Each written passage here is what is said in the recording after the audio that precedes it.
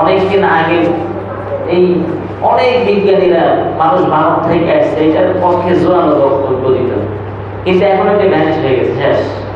আসলে মানুষ মানব থেকে আসে নাই। অনেকদিন আগে মানুষেরা মনে করতো, বিজ্ঞানীরা মনে করতো, এই 200-300 বছর আগে মনে করতো যে সূর্য স্থির আছে, পৃথিবী ঘোরে। আবার কিছুদিন পরে বলছিল যে পৃথিবী স্থির আছে, সূর্য ঘোরে, সূর্য স্থির আছে, পৃথিবী ঘোরে। এই যে উল্টা পাল্টা বক্তব্য, কয় সালে এইটা আবিষ্কার হলো? কয়েক বছর আগে। যে না, পৃথিবী সহ এই মহাশূন্যে যা আছে, চন্দ্র, সূর্য, গ্রহ, নক্ষত্র সবকিছুই নড়াচড়া করে। একটা সময় মানুষেরা মনে করছে তাদের নিজস্ব আলো আছে, কিন্তু এখন বুঝে যে না, তাদের নিজস্ব আলো নেই। চাঁদের আলোটা হচ্ছে প্রতিফলিত আলো। সূর্য থেকে আলো ওখানে পড়ে, তারপরে প্রতিফলিত হয়ে পৃথিবীর দিকে আসে, আমরা আলো দেখতে পাই। আসলে চাঁদের কোনো আলোই নেই।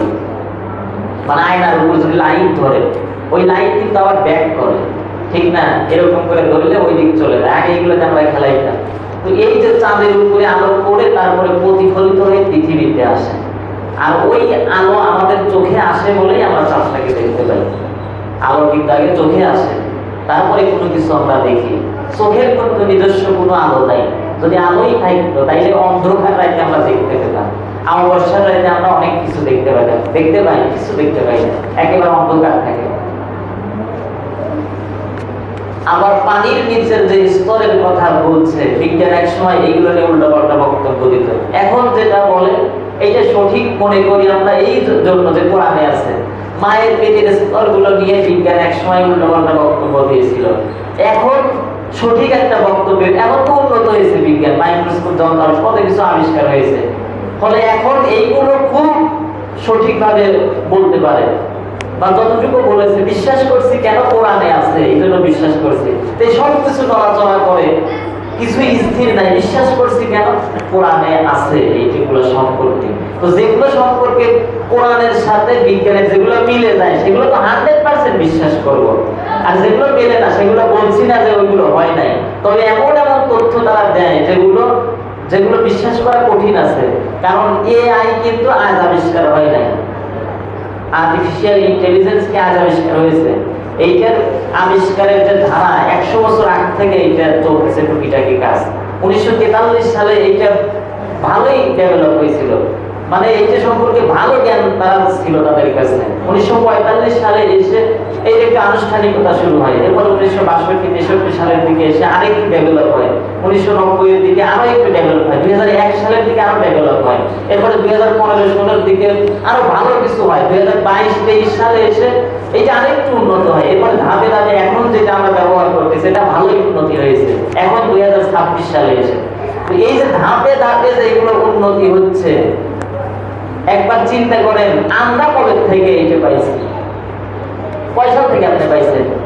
এখন অনেকে আছে বলবে হুজুর এই বছর আমি এইটা সম্পর্কে একটু জানছি, অনেকে বলবে হুজুর 2000 এই সাল থেকে পাইছি। তো আমরা মনে করেন 5-6 বছর আগ থেকে জানি এই সম্পর্কে, বেশি আগ থেকে আমরা কিন্তু এত জানতাম না, ঠিক না? এখন এআই কে একটা ছবি দিলে আপনার নিজের মতো করে সেগুলো তৈরি করে দেয়। এআই কে একটা কিছু দিলে পরে, বা গল্প যদি সেখানে বলা যায় যে এই গল্পটা লিখে দাও, এই গল্পটা লিখে দেয়। অথবা আপনি শুধু বলবেন একটা ভালো একটা গল্প লিখে দাও, গল্পটা লিখবে। গল্প থেকে একটা ভিডিও তৈরি করে দাও, ভিডিও তৈরি করে দেয়। একটা ছবি দিছেন, এই ছবিটা এইভাবে ডিজাইন করে দাও, ডিজাইন করে দেয়। একটা কিছু দিছেন আর বলছেন যে পৃথিবীতে নাই এমন কিছু এইটা বানায় দাও। অথবা এমন সিস্টেম করে আপনি দিচ্ছেন যেটা এমন গল্প বানাইছে, এমন আর্টিকেল লিখছে যে আর্টিকেল পৃথিবীতে কেউ লিখে নাই, এত সুন্দর করে লিখে দিতে পারে। যে কোনো একটা প্রশ্ন করছেন, প্রশ্নের উত্তর খুব সুন্দর করে বোঝায় দিতে পারে। এমনটা খুব বেশি যে আরো তো উন্নতি হবে। এই আপনার একাডেমিক যে পড়াশোনাগুলো আছে, একাডেমিক যেগুলো একটা প্রশ্ন ওখানে লিখে দেয়, দেখবেন খুব দ্রুত উত্তর দিচ্ছে, খুব দ্রুত। এগুলো যারা জানেন তারা তো জানেন, সেটা আরবিতে হোক, উর্দুতে হোক, বাংলাতে হোক, ইংলিশে হোক, দিলে পরে সেগুলো দিয়ে দেয়। অথবা কোনো একটা অঙ্কের আপনি ছবি দিচ্ছেন, জ্যামিতি কোনো কিছু দিচ্ছেন, সাথে সাথে সমাধান করে দেয়, ব্যাখ্যা করে দেয়। মানে এআই ভালো অনেক কিছু করতেছে, যেগুলো আপনি অবাক হয়ে যাবেন যে এত দ্রুত কিভাবে কাজ করতেছে। তো এআই যদি এগুলো করে, একবার চিন্তা করেন তো পৃথিবীর যে আকৃতি আমরা দেখি এখন, মানে যে ছবিতে, যদি বিজ্ঞান আজ থেকে 20, 25, 30, 50 বছর আগে এআই দিয়ে এইটা তৈরি করে, আর সেইটাই আমরা যদি দেখি, অর্থাৎ এমনও হতে পারে যে বিজ্ঞানের অনেক আবিষ্কার আছে যেগুলো এআই দিয়ে তৈরি করে ওই সময় থেকে আমাদেরকে দেখাচ্ছে, কিন্তু আমরা কিন্তু বুঝি নাই যে এগুলো এরকম ভাবে। তো যাই হোক, যেগুলো কোরআনের সাথে মেলে বিশ্বাস করবো, যেগুলো কোরআনের সাথে মেলে না একবারে এত কলিজা ডুবাইয়া দেওয়ার দরকার নেই। তারপরে তো বললাম বিজ্ঞানের অনেক আবিষ্কার আছে যেগুলো পরবর্তীতে ওগুলো আর কাজ করে না, সময় পরিবর্তন হয়ে যায়। তাহলে আল্লাহর যে সৃষ্টি, আল্লাহ যা কিছু বলছে মনে প্রাণে বিশ্বাস করতে হবে। আল্লাহর সৃষ্টি নিয়ে একটু গবেষণাও করতে হবে, তাহলে ইবাদতে খুব বেশি মনোযোগ আসবে। আল্লাহ যেগুলো সৃষ্টি করছেন গবেষণা করা দরকার, আল্লাহকে নিয়ে নয়। ওমর রাদিয়াল্লাহু তাআলা বলেছেন যে তোমরা আল্লাহকে নিয়ে গবেষণা করো না, আল্লাহর সৃষ্টিকে নিয়ে গবেষণা করো। আল্লাহকে নিয়ে গবেষণা করলে বাজে চিন্তা আসবে, তোমাদের ভেতরে শয়তান বাজে চিন্তা ঢুকায় দিতে পারে। কিন্তু আল্লাহর সৃষ্টি নিয়ে গবেষণা করলে বোঝা যাবে যে আল্লাহ কি জিনিস আসলে। কোরআনুল কারীমে আল্লাহ পাক বলেছেন আমার সৃষ্টি নিয়ে গবেষণা করো। ইন্না ফি খালকিস সামাওয়াতি ওয়াল আরদি ওয়া ইখতিলাফিল লাইলি ওয়ান নাহার, নিশ্চয় আকাশ সৃষ্টি, জমিন সৃষ্টি, রাতের আর দিনের ভেতরে যে পরিবর্তন হয়, والفلق التي تجري في البحر بما ينفع الناس, আর সমুদ্রের ভেতরে চলাচলকারী মানবতার কল্যাণকারী, মানুষ বহনকারী, বিভিন্ন দ্রব্য বহনকারী বড় বড় জাহাজগুলো যে চলে এগুলোর দিকে তাকাও, এর ভেতরে আল্লাহর নিদর্শন আছে। এরপরে বিশাল আকাশের দিকে তাকাও, বিস্তীর্ণ জমিনের দিকে তাকাও, আমি এত বড় আকাশ তৈরি করেছি খুঁটিবিহীন, এটার দিকে তাকাও। এই সব কিছুর ভেতরে আমার নিদর্শন রয়েছে। এইগুলো দেখে বোঝা দরকার এই সব কিছুর ভেতরে জ্ঞানীদের জন্য নিদর্শন আছে। এরপরে আল্লাহ পাক বলছেন আল্লাযীনা ইয়াযকুরুনাল্লাহা কিয়ামান ওয়া কুউদান ওয়া আলা জুনুবিহিম ওয়া ইয়াতাফাক্কারুনা ফি খালকিস সামাওয়াতি ওয়াল আরদি ওয়া ইখতিলাফিল লাইলি ওয়ান নাহার, যারা কিনা জ্ঞানী, যারা আমার নিদর্শনগুলো বুঝে, জ্ঞানী মানুষগুলো, আল্লাহর নিদর্শনে বিশ্বাসী মানুষগুলো শুয়ে বসে দাঁড়ানো অবস্থায় আমি আল্লাহর স্মরণ করতে থাকে। যারা জ্ঞানী, আল্লাহ পাক বলছেন আল্লাযীনা ইয়াযকুরুনাল্লাহা কিয়ামান ওয়া কুউদান ওয়া আলা জুনুবিহিম, মানে ইয়াযকুরুনা মানে আল্লাহ যারা বিশ্বাস করে, আল্লাহর এগুলো যারা দেখে, যারা আল্লাহকে স্মরণ করে, স্ব অবস্থায়, বসা অবস্থায়, দাঁড়ানো অবস্থায়, সর্ব অবস্থায় আল্লাহকে তারা স্মরণ করে। তাহলে এগুলো দেখে আল্লাহর সৃষ্টি নিয়ে গবেষণা করে আল্লাহর দিকে ফিরে আসা উচিত। যদি এগুলো দেখি তাহলে মাথা নত হবে, ইবাদতে মনোযোগ আসবে। এরপর 4 নম্বর, শয়তানের প্রবণতা থেকে বাঁচা। শয়তান এমন যে আমাদের ডান থেকে, বাম থেকে, পিছন থেকে, সামনে থেকে প্রবণতা দেয় এবং আমাদের অঙ্গ প্রত্যঙ্গের ভেতরে সে প্রবেশ করতে পারে, শিরা ও উপশিরায় যেতে পারে। শয়তানের যে অস্তিত্ব আছে এটা বাস্তব। আপনি যখন নামাজে আসেন তখন সারা দুনিয়ার সব চিন্তা আপনাকে করায়, তুমি বাড়িতে এইটা রেখে এসছো, তারপরে যদি বাড়িতে এদিক সেদিক থাকে তাহলে কোনো কিছু হিসাব থাকে, তোমার এই হিসাবটা করা দরকার। এই যে বিভিন্ন চিন্তা ভাবনাগুলো তখনই করায়, আর সময় টাইম পায় না।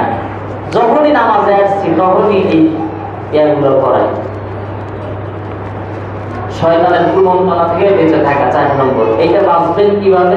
একেবারে সহজ একটি দোয়া। যখনই দেখবেন যে এরকম অবস্থা হচ্ছে অন্যান্য সময় নামাজ বাদে, তাহলে আউযু বিল্লাহি মিনাশ শাইতানির রাজিম এইটা পড়বেন।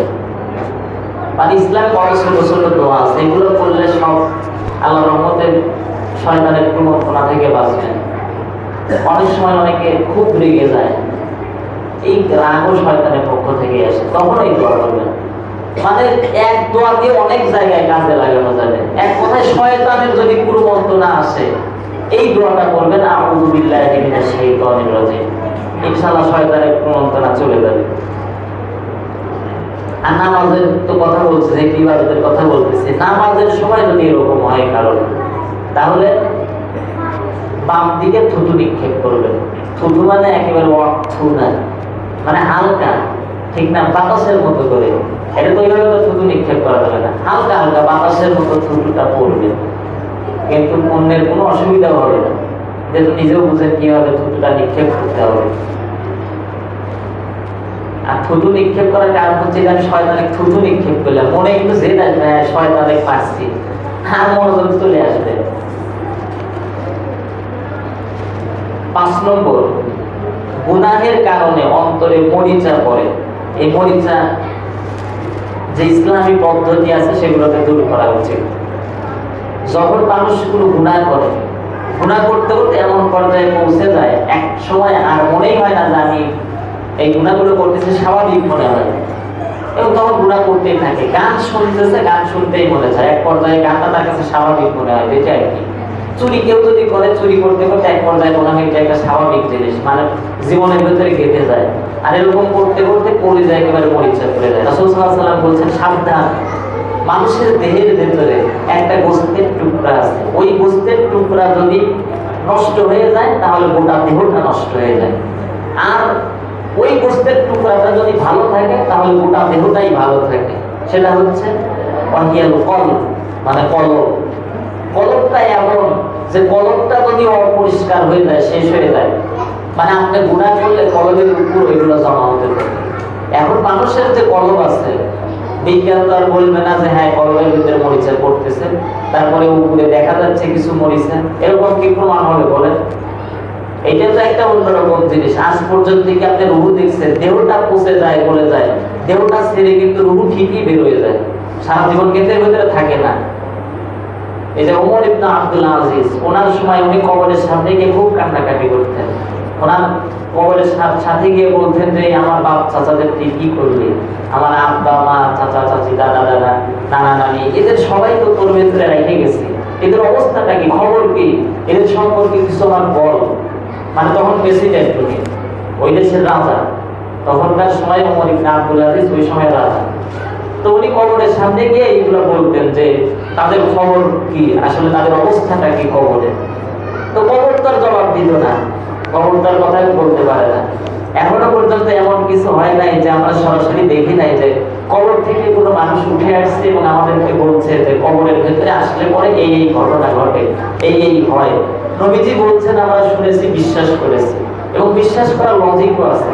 একজন মানুষ লেখাপড়া জানে না, কোনো বিশ্ববিদ্যালয়ে পড়াশোনা করে নাই, ওনার মতো মানুষ এমন একটা কিতাব নিয়ে আসছে যে কিতাবে কোনো ভুল নাই, যে কিতাবটা এমন ভাবে তৈরি করা, আজও পর্যন্ত কেউ এমন কিতাব তো দূরের কথা, এর একটা অংশ তৈরি করতে, এখন এই যে কত উন্নতি হয়েছে, সম্ভব নাই এটা বানানো। তাহলে আজ থেকে 1400 বছর আগে এটা কেমনে হলো? আর কোরআনে এত বৈজ্ঞানিক কথা যেগুলো একটু নির্ভুল, একেবারে ভুলের অবকাশ নাই। আর নবীজির যে হাদিসগুলো আশ্চর্য জিনিস, যে ওই সময়ে এত কিছু নবীজি বললেন, এবং যেগুলো বলেছেন 100% মিলে যায়। ওই সময় যে ভবিষ্যৎবাণী করছেন, আমি বলতেছি না আবার গায়েব জানে, নবীজিকে আল্লাহ যতটুকু জানিয়েছেন ততটুকু জানে। নবীজি কিন্তু গায়েব জানতেন না আসলে, কিন্তু আল্লাহ পাক তো জানাইছেন তাকে, তো যতটুকু জানাইছেন ততটুকু তো জানেই, এবং সেই সময় যা যা বলতেন সেগুলো সংগঠিত হতো। আর ওই সময় যা বলছেন যেগুলো সংগঠিত হয় নাই, পরবর্তীতে হবে বলছেন, এখন কিন্তু অনেক সেগুলো হয়ে গেছে, বহু মিলে গেছে। এইগুলোর বইও আছে যে নবীজি কি কি কথা বলছেন এবং সেগুলো বাস্তবে পরিণত হয়েছে কিনা, অনেক হয়েছে, অর্ধেক হয়ে গেছে। আর যেগুলো সামনে বলছেন সেগুলো তো হবে ইনশাআল্লাহ। কিয়ামতের ব্যাপারে যে সব তথ্য দিয়েছেন সেগুলো নিশ্চিত হবে, আল্লাহ পাক যেগুলো বলছেন সেগুলো নিশ্চিত হবে, এতে কোনো সন্দেহ নেই।